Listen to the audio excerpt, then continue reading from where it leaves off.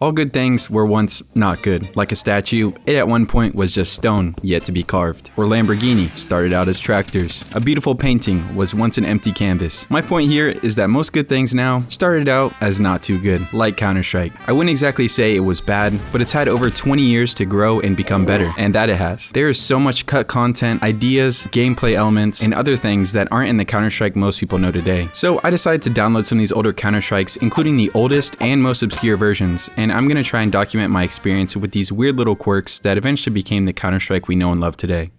Now, I want to make this list going from the oldest Counter-Strike up to the newest Counter-Strike. Starting off with the oldest version of Counter-Strike you can get, Counter-Strike Beta 1.0 from 1999. This was the first ever public release of the game all the way back in 1999. This is also the version of Counter-Strike that was legit just a straight up mod of Half-Life. So not only did you have to own Half-Life to play this, but it also had to be the 1999 WON version of Half-Life, not the one on Steam. This was a pain in the ass to set up, but it was worth it because I think it's got some things none of you have seen. Loading up into the game, the first thing you can notice is that all the maps are the CS game mode. In case you didn't know, the only game mode originally in Counter-Strike was the hostage game mode.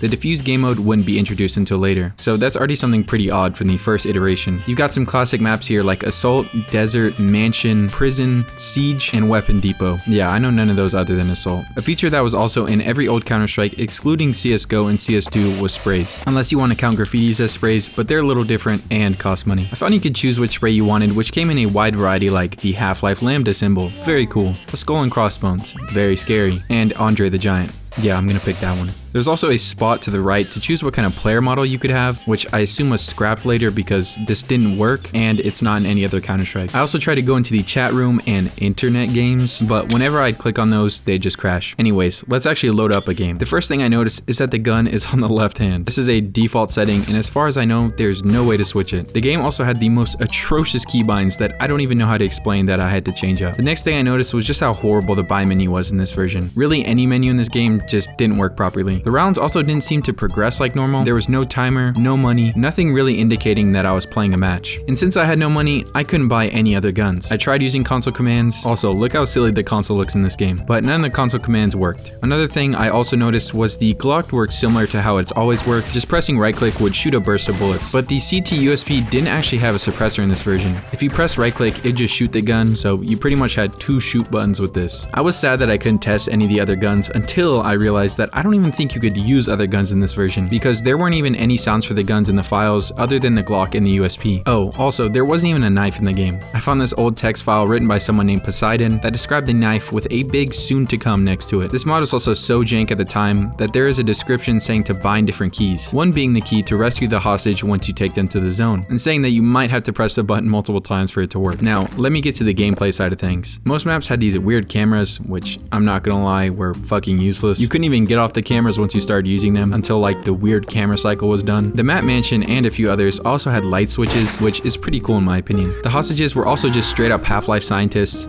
Okay, let's go. And to extract them, they'd have to follow you to the end. I could probably make a whole video on how weird this version of the game is, but I think I've had enough with it. So I'm moving on to the full Steam release version of the game, Counter-Strike 1.6. Right from the menu of the game, it seems way better. No more random selections or having to modify your game, and all the settings are condensed into a nice options button. Tabbing out of the game as well no longer fucks up my whole computer. Going to start up a game, we can also see that there are way more maps now, including the diffuse game mode, which if this wasn't here when the game came out, I don't really know where Counter-Strike would be now, thank God. Loading into a game, our gun is now on the right side, and CTs can now put on a suppressor. There are also loads more items in this version than the beta, of course. One of these items being the night vision goggles. Yes, for some reason, Counter-Strike had NVGs in the game that basically serve zero purpose. I mean, don't get me wrong, they did work, but what pitch black map are you gonna play that requires these? There's also a tactical shield in the game, which was pretty booty. I mean, I never played this game like at all, so I have no clue if this was meta or anything, but I assume it wasn't too good. Oh, don't let me forget, because I always forget when playing this game. You need to buy ammo for your guns. No, you didn't get the luxury of getting ammo with the guns you just bought. You had to remember to buy the ammo for the guns. Also, the suppressors on the M4 and USP didn't have them on by default. You could also buy both teams starting handguns from either side, so if you wanted to buy a Glock as a CT, you can. I hope there isn't too much about this game I'm forgetting about, because we're now moving on to one of my first and favorite Counter-Strikes, Counter-Strike Source. Now, I never really realized how unpopular CSS truly was. It still had players, of course, but most people stuck to CS 1.6. CSS was really meant to demonstrate how Counter-Strike would play on the new and improved Source engine that was used for Valve's new flagship title, Half-Life 2. Most people really disliked this game though, but I loved it. I would mainly just play against bots along with my brother on the map DE Chateau for whatever reason. Also, if you were like me, the only reason you had CSS to begin with was because of Gmod, but I digress. Since Counter-Strike Source was meant to show off the new Source engine, which was very proud of its physics, it of course had to have physics objects in it as well. This would allow you to do some pretty stupid things like rolling a barrel over a bomb after you plant it,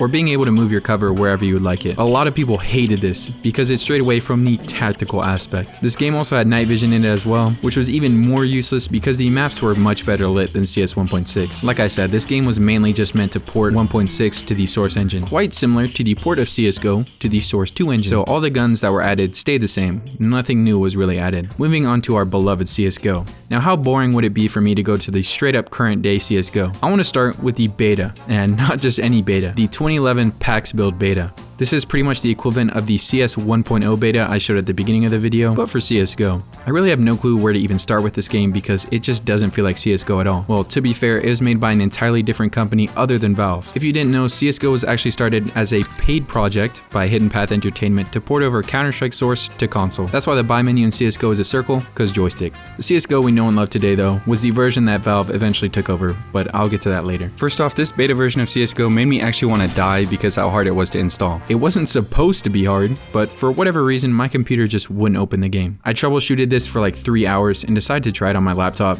and it worked. So ignore my dookie aim because I wasn't on my PC. Looking at the game, it doesn't look too dissimilar until you really dig in, like when you realize that there's actually an unreleased scar in the game, an MP5 that may or may not have had textures, the TMP from other Counter-Strikes that your character reloads like it's made of paper, and the Galil had a scope.